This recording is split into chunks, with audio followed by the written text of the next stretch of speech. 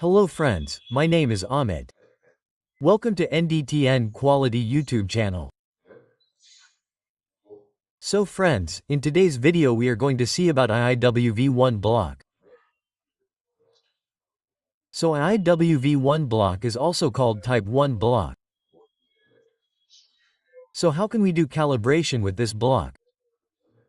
If you do machine calibration in UT, then how will you do it with IIW V1 block?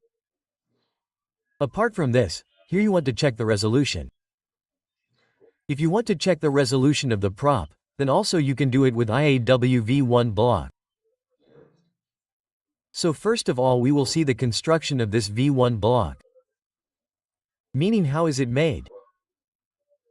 How is its dimension and what are the notches etc. in it? We will see the radius etc. And after that if you have to do angle beam calibration and normal beam calibration with it, then how is it done, we will see in detail. We will also see how sensitivity and resolution will be done with it. So if you have not subscribed to our channel yet, then definitely subscribe to the channel. Share this video with your friends and colleagues. Apart from this, you can take membership of our channel by using the join feature. So I have made many member exclusive videos in which you will find videos of ND level 2. I have also made some videos of NDT level 3. Apart from this, there are videos of NDT practical in which you will find many UT related videos. You will also find videos of how to interpret the acceptance criteria of codes and standards. So to get access to all these videos and to support me financially, you can use this join feature. So here we will see where the IIW V1 block is used and how you have to use it. So see, IIW Type 1 V1 block is used for calibration of shear and longitudinal transducer, verification of shear wedge exit point, refracted angle and checking resolution of transducer. Okay? So here, you can use this block for many purposes. First of all, its calibration is to check the calibration of your system. Apart from that, you can also use it to check the exit point of the wedge or the exit point of your prop, refracted angle, that is, to check the angle of the prop. Apart from this, you can also use this block, IIW V1 block, to check resolution and sensitivity. So this block is available in several different types and in multiple materials. Okay, so it is available in many types. We will discuss IIW Type 1. Apart from this, a block is also available in Type 2. It is different and you will find it in different materials. So look here, the dimension of this block is 25 mm thick. Its dimension is 100 mm. From here this dimension is 100 mm and its length is 300 mm. That means from here this dimension is 300 mm. So here you can see how the construction of this block is done. Look here, whatever we will discuss for illustration, we will use the Type 1 block. Okay.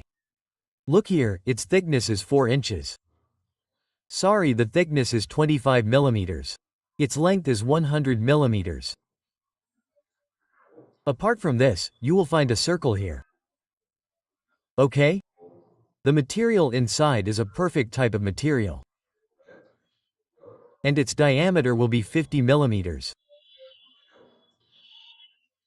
Apart from this, there is a scale etc. Here, using which you can find out the true angle of your wedge or your probe.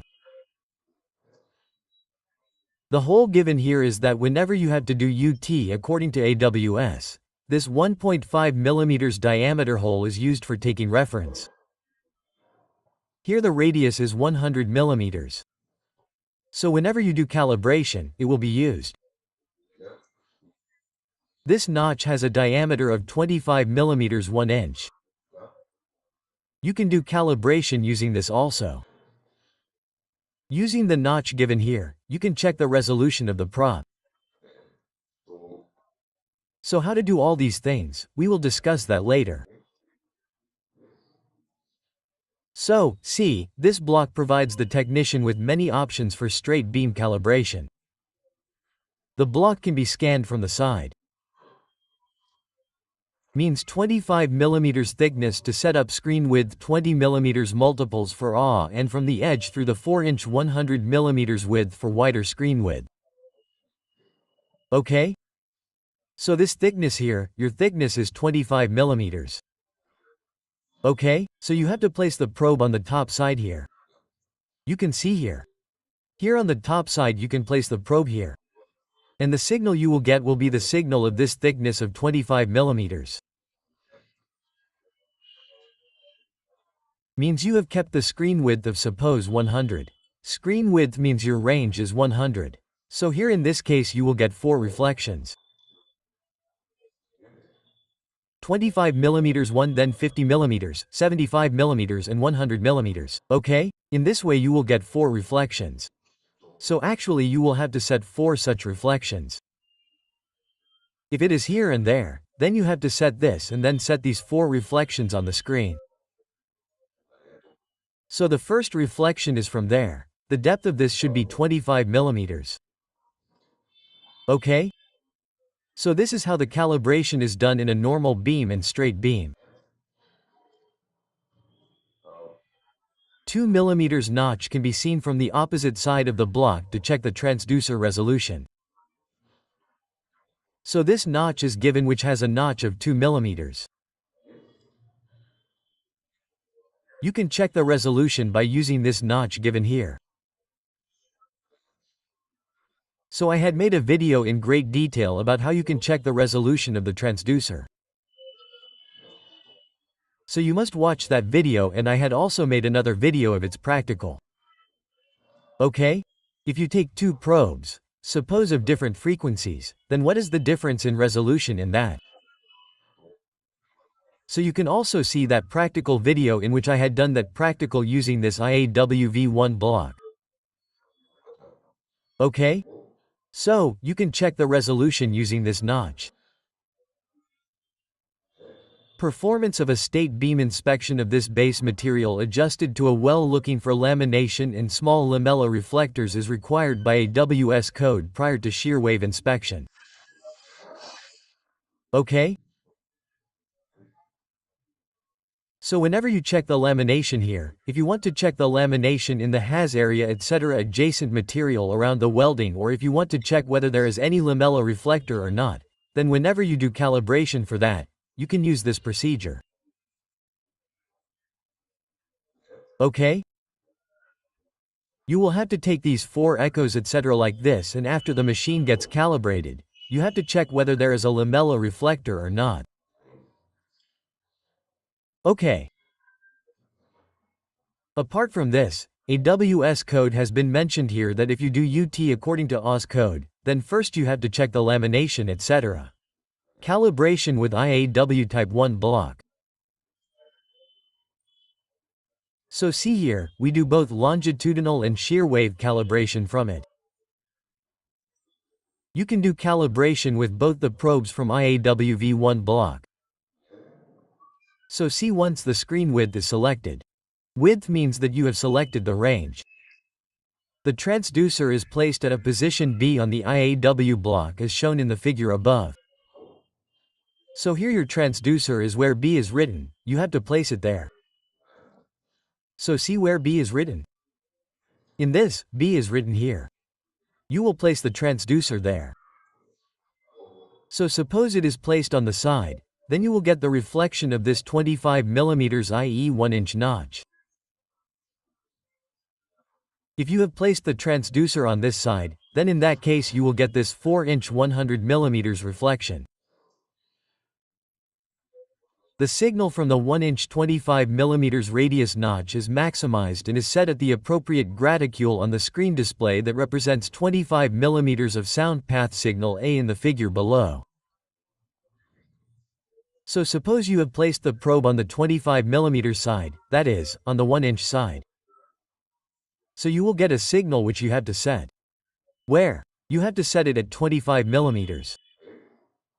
So look, here in this screen, the first echo is your 25mm echo. That means it is a 1-inch echo. Okay? So the 1-inch echo is set at the graticule number 2 here. So suppose here your display is showing 1 inch at number 2.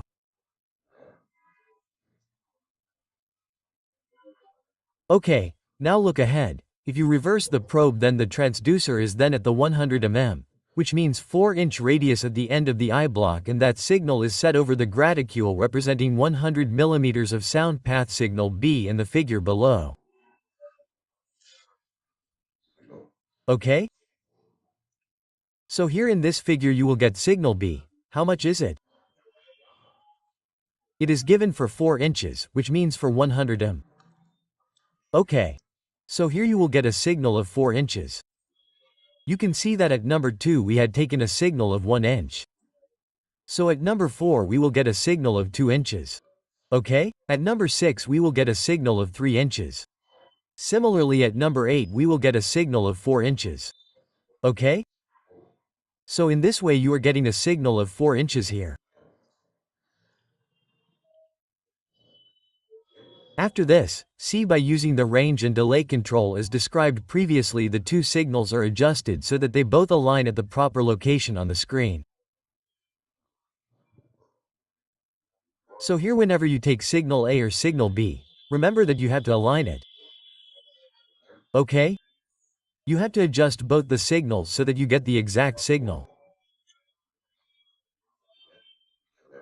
That means 25mm and 100mm for 12.5cm screen. The signal from the notch is set at position A over the second major graticulate, and the signal from the end radius is set at position B over the 8 major graticulate.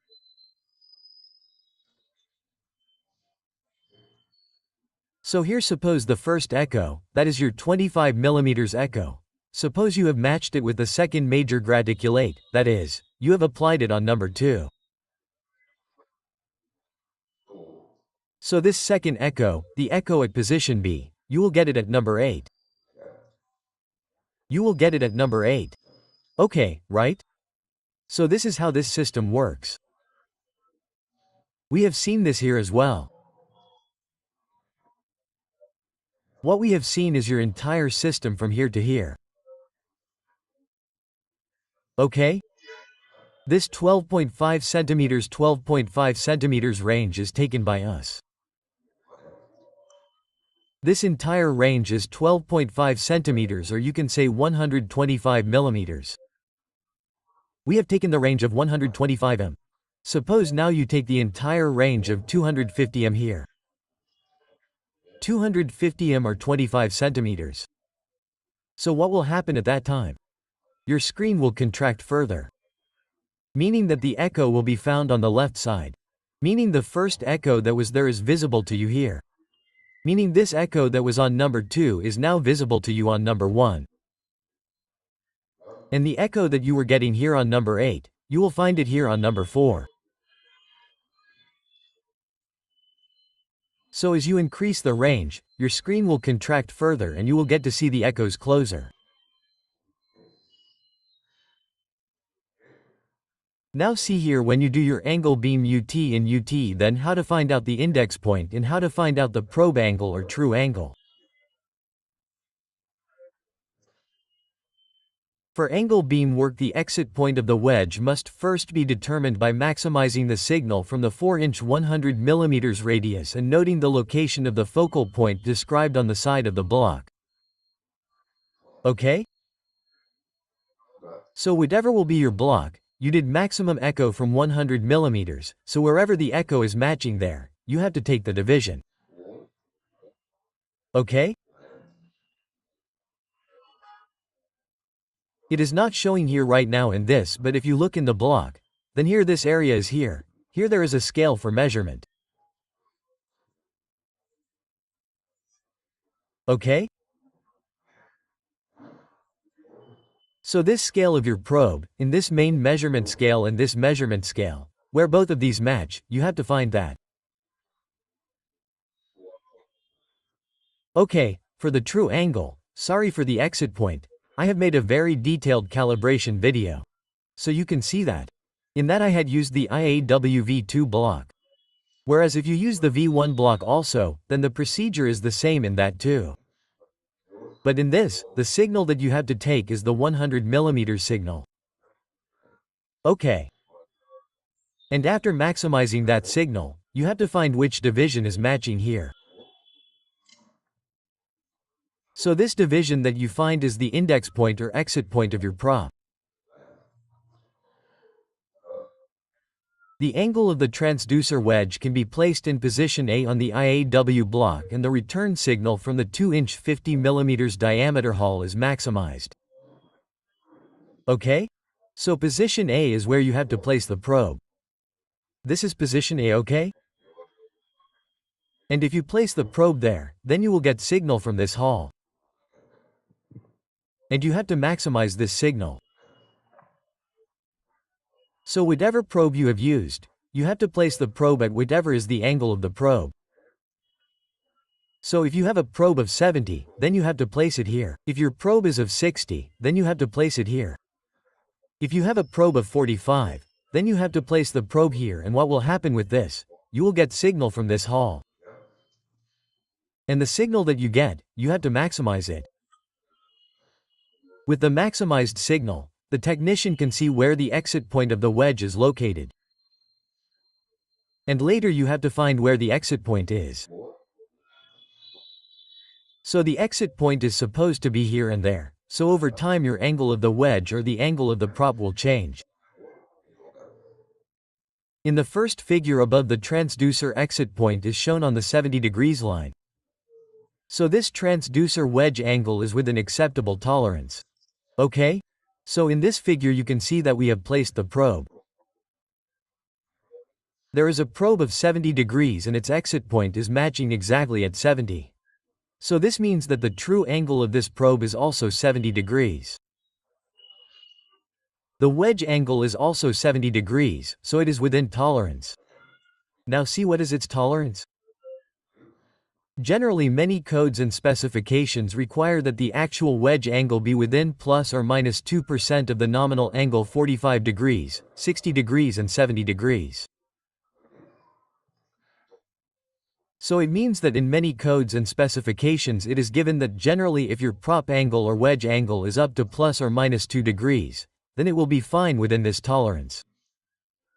Okay? For example, if your probe is of 45 degrees, then plus and minus 2 means that if your actual wedge angle or probe angle is from 43 to 47, then it is acceptable. If the actual wedge angle is outside the specified range, the transducer may not be used for inspection work unless it is brought back into the acceptable range. Okay? So if your wedge angle or probe angle is outside the range of plus or minus 2, then you will not be able to use it at that time. You will have to bring it within the acceptable range. So to bring it within the acceptable range, you will have to slide it a little forward or backward. How to do that? Most wedges can be corrected by sanding the scanning face on the flat surface. Okay? So you have to slide it a little on the flat surface.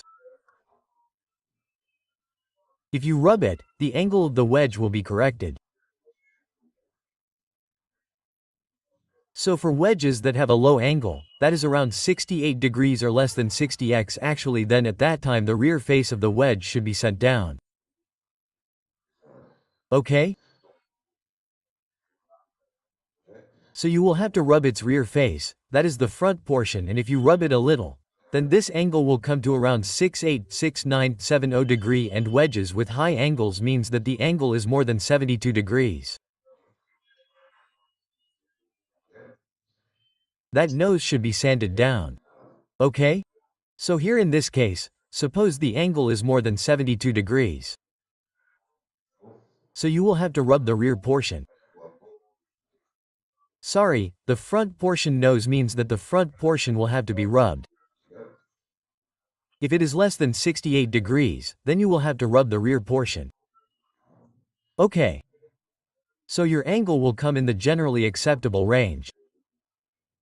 Okay? So in this way you can change the proven angle a little bit. So here we discussed how to use this IIW V1 block. If you have any doubt in this, then you can ask me in the comment box. Okay, thank you.